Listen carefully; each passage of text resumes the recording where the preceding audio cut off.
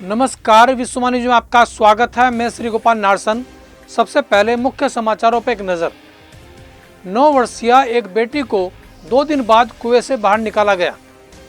सरकार की राय से अलग राय रखने वाले विचारों की अभिव्यक्ति देशद्रोह नहीं, बोली सुप्रीम कोर्ट। शाही स्नान तक यमुना नदी में गंगाजल छोड़ने की मांग की हेमा मालिनी ने। शिक्षा मित्रों को मिलेगी स्थायी शिक्षक की नौकरी। किसानों से अनाज ट्रैक्टर में भरकर दिल्ली चलने की अपील टिकैत ने। अब खबरें विस्तार से। कानपुर के बैडी अलीपुर में 9 वर्षीय मासूम एक बेटी को 2 दिन बाद कुएं से बाहर निकाला गया। मासूम 20 फीट गहरे कुएं के अंदर बेसुध पड़ी थी। पुलिस ने उसे अस्पताल में भर्ती कराकर उपचार शुरू कराया है। मासूम बेटी को बकरी के लिए पत्ते तोड़ने पर गांव के ही शिवम ने धक्का देकर कुएं में गिरा दिया था। पुलिस ने आरोपी शिवम को गिरफ्तार कर लिया है। सुप्रीम कोर्ट ने अनुच्छेद 370 को हटाए जाने को लेकर दिए गए बयान पर जम्मू कश्मीर के पूर्व मुख्यमंत्री व नेशनल कॉन्फ्रेंस अध्यक्ष फारूक अब्दुल्ला के खिलाफ देशद्रोह का मुकदमा चलाए जाने की मांग करने वाली याचिका खारिज कर दी है। सर्वोच्च अदालत ने कहा कि सरकार की राय से अलग राय रखने वाले विचारों की अभिव्यक्ति को देशद्रोही नहीं कहा जा सकता। मथुरा की बीजेपी सांसद हेमा मालिनी ने कहा कि वह वृंदावन में चल रही कुंभ पूर्व वैष्णो बैठक के अगले शाही स्नान तक यमुना नदी में गंगाजल छोड़ने की बात मुख्यमंत्री योगी आदित्यनाथ से करेंगी, ताकि स्नान के लिए नदी का जल स्वच्छ हो जाए और संत महात्माओं को यमुना का प्रदूषण न झेलना पड़े। उत्तर प्रदेश के बेसिक शिक्षा राज्य मंत्री डॉक्टर सतीश चंद्र द्विवेदी ने विधान परिषद में कहा कि शिक्षा मित्रों को स्थायी शिक्षक की नौकरी देने के लिए एक और भर्ती की जाएगी। साथ ही कहा कि शिक्षा मित्रों का मानदेय बढ़ाने का कोई प्रस्ताव सरकार के पास नहीं है। उन्होंने कहा कि समायोजित शिक्षा मित्रों के मुद्दे पर सरकार कभी न्यायालय नहीं गई। भारतीय किसान यूनियन के नेता राकेश टिकैत ने किसान आंदोलन को लेकर नया फार्मूला दिया है। उन्होंने सरकार की तरफ इशारा करते हुए कहा कि ये दिन के लुटेरे हैं, भगाना पड़ेगा, अनाज लेकर अब दिल्ली जाना होगा। राजस्थान के झुंझुनू किसान महापंचायत में टिकैत ने किसानों से अनाज ट्रैक्टर में भरकर दिल्ली चलने की अपील की। अब खबरें सहारनपुर से। ऑल इंडिया इत्तेहादुल मुस्लिमीन के कार्यकर्ताओं ने राज्यपाल के नाम पर एक ज्ञापन जिलाधिकारी को दिया, जिसमें बढ़ती महंगाई को लेकर सिलेंडर के बड़े दाम वापस लेने की मांग की गई। जिलाध्यक्ष ऑल इंडिया मजलिस इत्तेहादुल मुस्लिमीन से हम लोग आज एक ज्ञापन बढ़ती हुई महंगाई को लेकर राज्यपाल महोदय उत्तर प्रदेश के नाम जिलाधिकारी महोदय द्वारा देने के लिए यहाँ कलेक्टेड पहुँचे हैं, जिसमें पेट्रोल डीजल के दाम आसमान छूने का काम कर रहे, उसी के साथ गैस सिलेंडर के दाम भी किस तरीके से बढ़ते जा रहे हैं। सरकार ने योजना चला करके गरीबों को गैस सिलेंडर फ्री मुहैया तो कराने का काम किया है, लेकिन उसके साथ साथ रेट इतने बढ़ा दिए हैं तो फिर से गरीब आदमी गैस चूल्हा फूंकने के लिए तैयार हो चुका है और सिलेंडर ठा करके धर दिए हैं और गैस चूल्हे। बसपा के मंडल कोऑर्डिनेटर अंकित जाटव बसपा का दामन छोड़कर अपने समर्थकों सहित राज्यसभा सांसद कांता कर्दम की मौजूदगी में भारतीय जनता पार्टी में शामिल हो गए, जहां उनका फूल मालाओं व पटके पहनाकर स्वागत किया गया।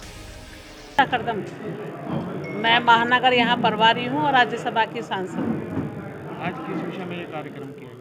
आज हमारे बहुत सारे भाइयों ने आज बसपा छोड़ के भाजपा का ज्वाइनिंग करी है यहाँ, तो ऐसे तमाम यहाँ भाइयों ने, उसमें एक अंकित जाटव हैं, उनके साथ में तमाम ये बड़ी लिस्ट है वहाँ, तो काफ़ी सैकड़ों भाइयों ने यहाँ पर जो है साथियों ने आज भाजपा की सदस्यता ग्रहण कर ली है। और महावीर सिंह बड़ाना जी हैं, इन्होंने भी पार्टी ज्वाइन करी है, तो अब भी पार्टी में सम्मिलित हुए हैं। ये भी सैकड़ों साथियों के साथ में सम्मिलित हुए हैं। सहारनपुर के विश्वकर्मा तिराहे पर चेकिंग के दौरान पुलिस ने नकली दवाओं की बड़ी खेप पकड़ी है।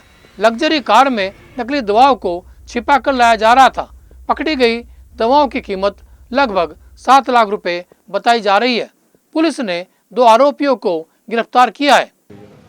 ये हमें सूचना मिली थी कल के रुड़की से एक टाटा हैरियर गाड़ी में कुछ अवैध रूप से कुछ दवाएं सहारनपुर लाई जा रही हैं। इसकी सूचना से जिलाधिकारी महोदय और एसएसपी महोदय को अवगत कराते हुए और कल इस गाड़ी को विश्वकर्मा चौक सहारनपुर पर रोककर जांच की गई। तो जांच में दवाइयाँ बरामद हुई। उसके अंदर 2 प्रकार की दवाएं हैं, GP 200 जो कि FDC कंपनी की बनी हुई है और ये गलत तरीके से रुड़की में कहीं निर्माण हुआ है इसका। साथ ही इसमें 2,86,000 रुपये नकद भी बरामद हुए हैं, 3 मोबाइल बरामद हुए हैं और टाटा हैरियर गाड़ी है उसको जब्त कर लिया गया है। कुल कीमत दवाइयों की 7 लाख रुपए है और इसमें 2 व्यक्ति गिरफ्तार हुए हैं, सुमित और मनीष, जो दोनों रुड़की के रहने वाले हैं, झबरेड़ी खुर्द गांव है उनके खिलाफ मुकदमा दर्ज कर IPC की धाराओं में कार्रवाई की गई है। हाँ, कुछ रुड़की के लिंक मिल रहे हैं और कुछ सहारनपुर का भी लिंक मिल रहा है, उस पर विवेचना अभी जारी है और आगे इसमें कार्रवाई की जाएगी। JV जैन कॉलेज में राष्ट्रीय सेवा योजना शिविर के अंतर्गत यातायात नियमों की जानकारी दी गई।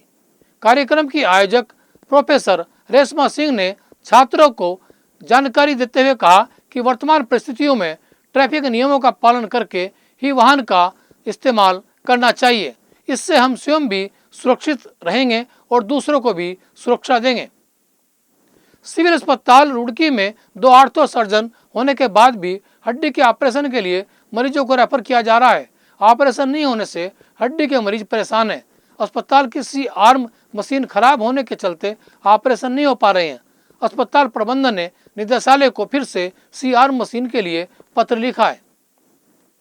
रुड़की नगर निगम के सामने गंग नहर घाट पर संत रविदास की मूर्ति स्थापित करने की मांग को लेकर भीम आर्मी, आजाद समाज पार्टी और संत रविदास महासभा के कार्यकर्ताओं ने ज्वाइंट मजिस्ट्रेट नमामि बंसल को ज्ञापन सौंपा।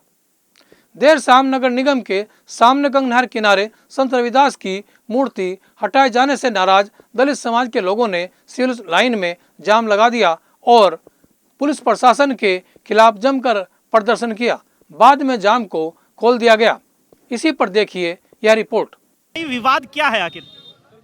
विवाद आपको अवगत कराना है कि रविदास जी की मूर्ति जो बायां नहर किनारे के नगर निगम के सामने स्थापित हुई थी उसको हटा दिया गया। विवाद कारण यह है कि कोई मूर्ति आज तक पूरे कहीं से हटाई नहीं गई।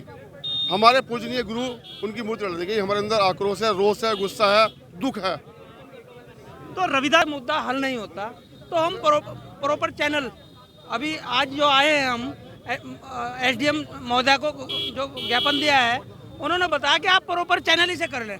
हम इसे प्रॉपर चैनल कर लेंगे। यदि पर चैनल होने के बाद भी नहीं होता तो फिर समाज बैठकर आगे की रणनीति तय करेगा। उत्तर प्रदेश और उत्तराखंड की खबरों के लिए बने रहिए हमारे साथ। नमस्कार।